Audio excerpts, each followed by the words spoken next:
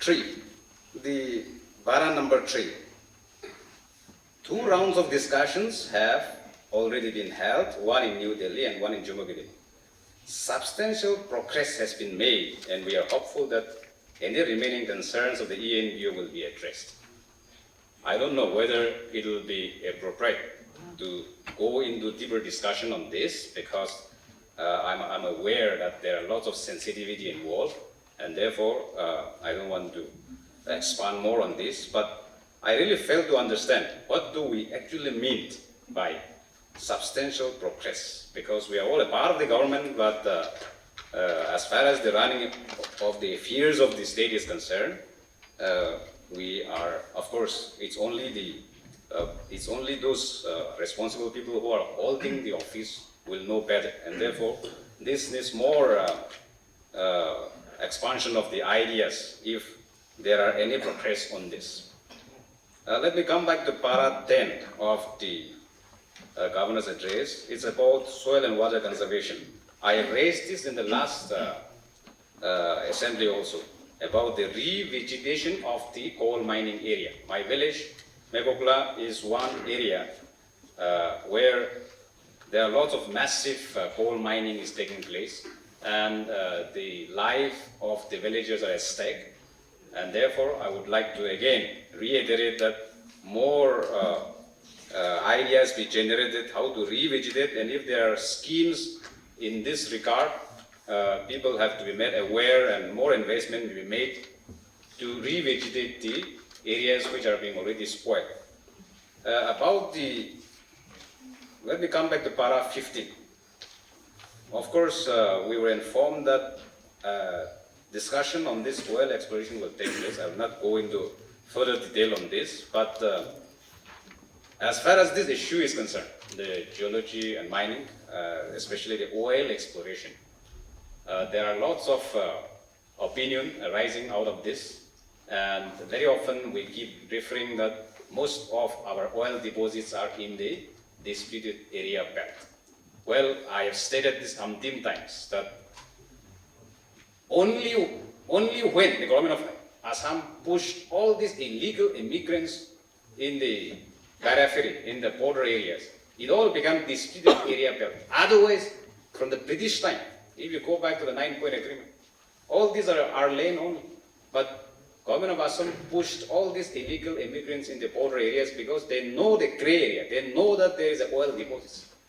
And therefore, the government of Nagaland is exploring on to reach an understanding with the government of Assam. That effort is being pursued upon. I would like to insist that not even an inch of our land be surrendered, because these are historically belonging to us. And Assam is actually desperately trying all the post-border area development in the border areas, because they know that there's a rich oil deposits, and therefore they are pushing all these illegal immigrants to occupy our land, and for which I would like to urge upon the government that we have to be careful in our approach to the disputed area belt. Actually, in our context, there is no disputed area belt. Honorable Deputy Speaker said, it is the creation of Assam. Recently also there were problem in my constituency at Yampa village, just last week. Some of our people have established petrol pump. And the CRPF, the so-called neutral force, it is a part of the 1972 interim agreement. But it is being controlled by government of Assam. The DIG of Assam controls. And these so-called neutral force are in support of the Assam settlers, the illegal settlers. And they were the one creating problem. So therefore, we also need to revisit the 1972 agreement. Last time I raised questions, but that was not entertained because it is still prejudiced. It is in the code of law. Let me come back to para number 27. It talks about the urban local bodies. Yes, we have really exhibited by increasing the women representation in the urban local bodies from 33% in theory to 37% in practice. And that's no mean achievement. I think we have really proven ourselves that given the situation, Nagas really respect our women folk, and we hold them close to our chest and also involve them in our decision-making process.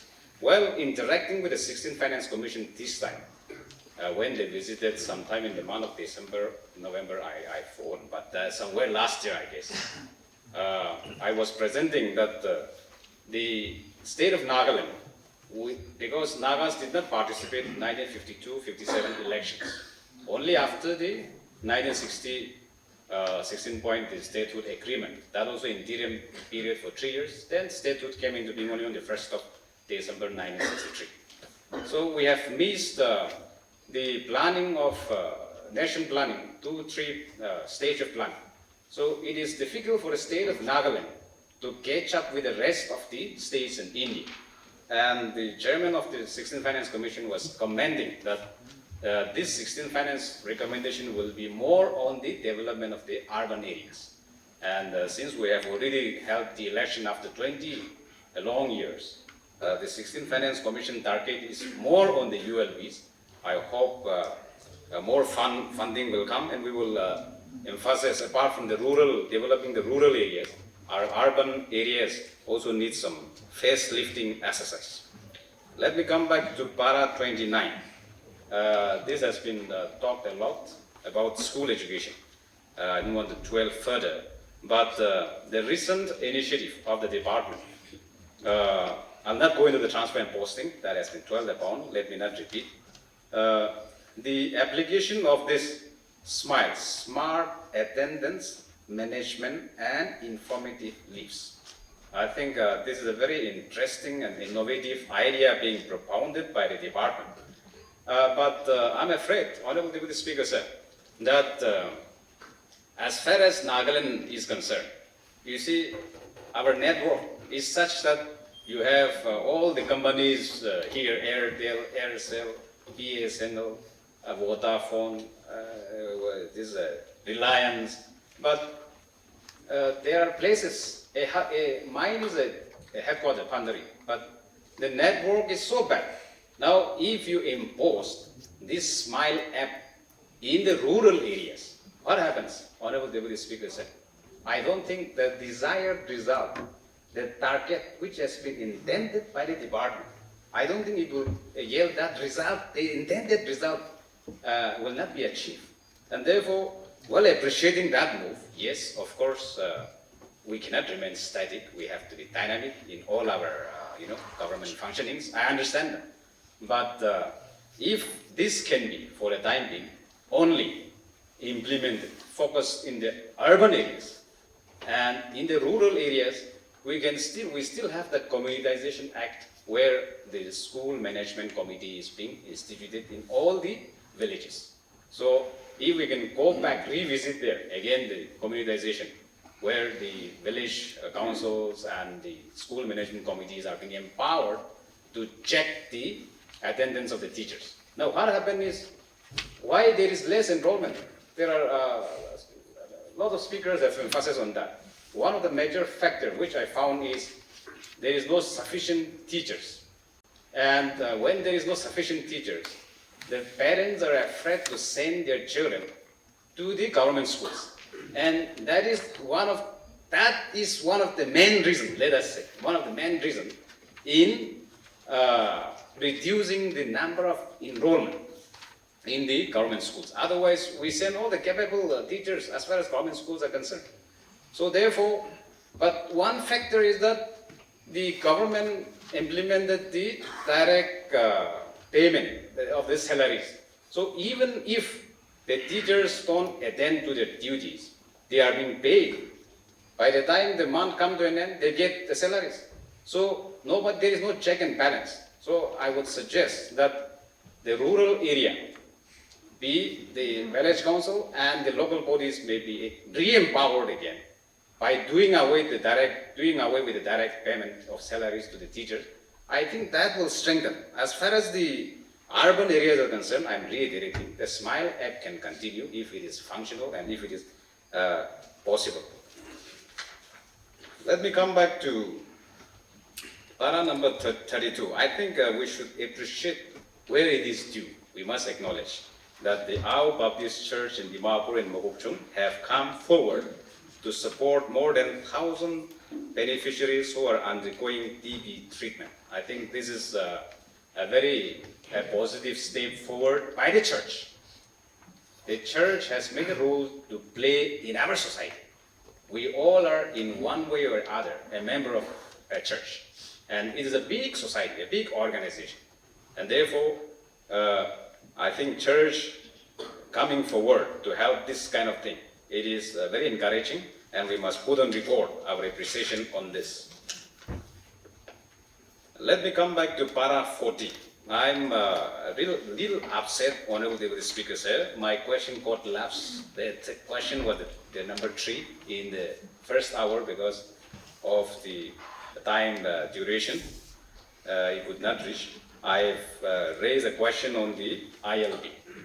On the 25th edition of the Hornbill Festival attracted 205,968 attendees, including 2,527 international tourists and 56,217 domestic tourists.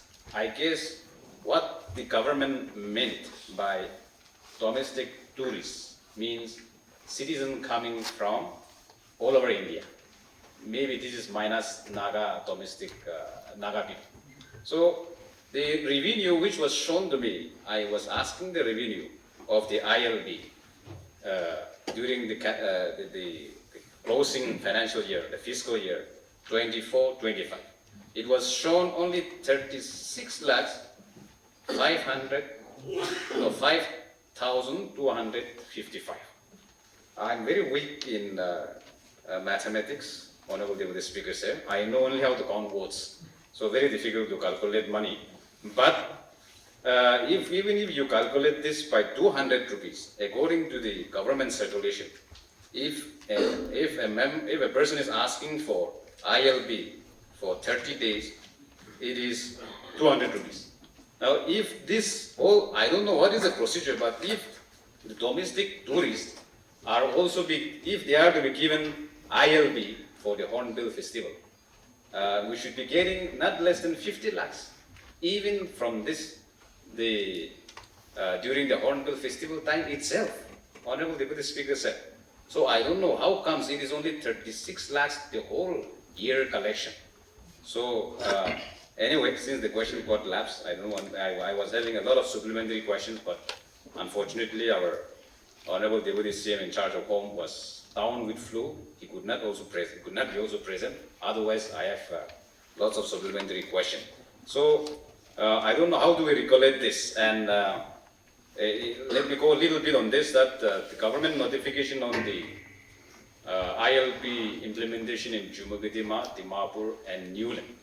I have a concern that we have a permanent settlers of Biharis, Marwaris, even Muslims for that matter. I think those days even one Muslim was elected as a member from Dimapur, from the general quota, like that. So we are not against any religion. We are talking about illegal immigrants. And therefore, while implementing that ILP in these 3 districts, especially Dimapur, Jumagidima, Newland, we should also give due safeguard to the original settlers of this area from long before, and identify those people who have recently migrated to these plain areas. If you see the record, in 1997, when Indrajit Gupta was the Union Home Minister, he has stated in the Parliament, Honorable Deputy Speaker, sir, you are aware that in India there are about 10 million illegal immigrants, and out of which you will be surprised to know, Honorable Deputy Speaker, sir, 4 million are in Assam. Now, where these people are, where will they go? The immediate threat is Assam. But anyway, since that is not a part of the my question got lapsed. I don't want to go into detail, but these are the concerns that I have. And therefore, we have to be smart, careful in protecting our land as well as our people. Lastly, I would like to appreciate para number 45, the government for initiating the Nagaland Super League football. I think Nagas are a football lover. This will go a long way. We have discussed a little bit during the 0R where my friend Dr. Atto has raised about the Gram Tak Siva, where unemployment rate is going up as far as our Naga youth are concerned. And to engage our Naga youth, sports is one very wonderful avenue, opportunity for our youth, and this will go a long way in also keeping our youth busy, keeping them away from alcohol addiction, keeping them away from drug addiction. Not the last but not the least, para number 47, I'll conclude, one of the speakers said. My friend Joanga has raised about the reservation. I have raised this question in the last assembly. No action taken report has been seen so far. I don't know how the government is acting upon on this, but as far as the reservation quota is concerned, it is time that government should come up with a policy which will benefit all sections, all strata of the Naga society, not only a few tribes or a few sections of our areas, our land. And therefore, I would like to pitch about, I would like to insist that that has to be taken up seriously. Thank you for the time given.